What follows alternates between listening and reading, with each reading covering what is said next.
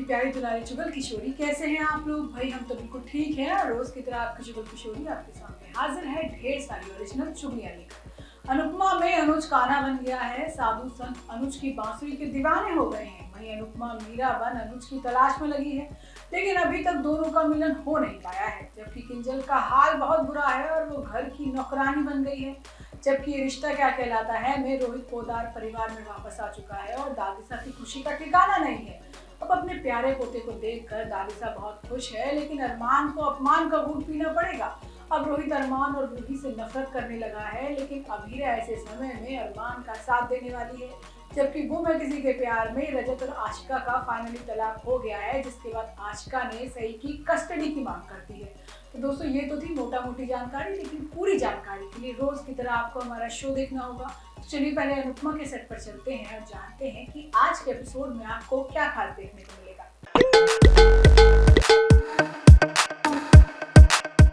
अनुपमा में एक साथ काफी कुछ दिखाया जा रहा है। एक तरफ अनुपमा आश्रम के लिए पैसे जोड़ रही है, तो शाह हाउस में किंजल दूसरी अनुपमा बनती जा रही है और डिम्पी दूसरी पाखी बन गई है।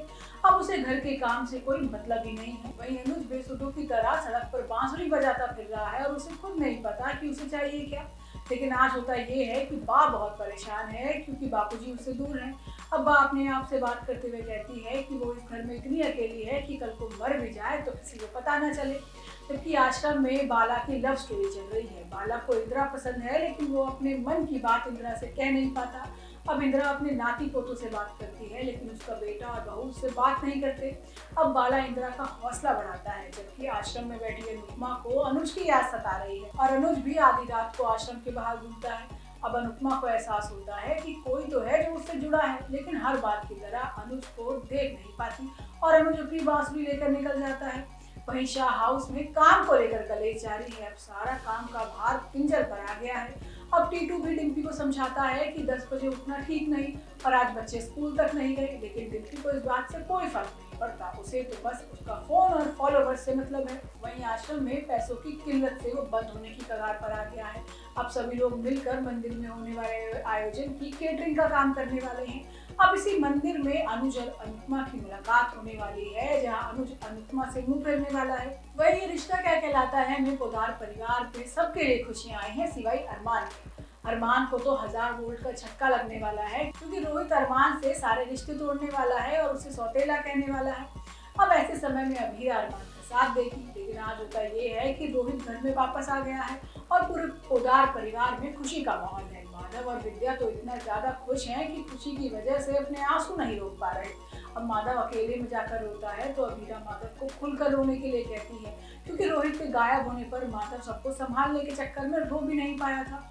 जबकि विद्या भगवान की आरती करती है और भगवान का शुक्रिया अदा करती है। अब इसी बीच दादीसा जश्न का ऐलान करती है, लेकिन रूही के लिए दादीसा का मन पिघल गया है और वो उसे वापस घर में आने के लिए कहती है। दादीसा रूही से कहती है कि रोहित को घर में वापस लाने वाली वही है और अब वो चाहे तो दोबारा अपना रिश्ता शुरू कर सकती है।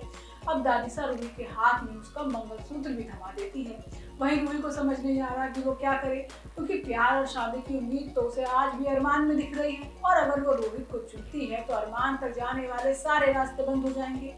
वहीं अरमान और अभीरा मिलकर रोहित के लिए कमरा सजाते हैं, क्योंकि असल मायनों में पोदार परिवार में खुशियां आ रही हैं। पोदार परिवार में भी दादीसा और बाकी सभी लोग मिलकर डांस भी करते हैं। अब इसी बीच अभीरा बाहर बर्तन में पानी रखती है, जिसमें वो चांद को देख सके, क्योंकि ये शुभ माना जाता है। तभी दादीसा भी अपना बर्तन लेकर आ जाती है। अब अभीरा दादीसा से एक दिन के लिए दोनों की लड़ाई साइड में रखकर खुशियां मनाने के लिए कहती है और दादीसा पहली बार अभीरा की बात मान भी जाती है।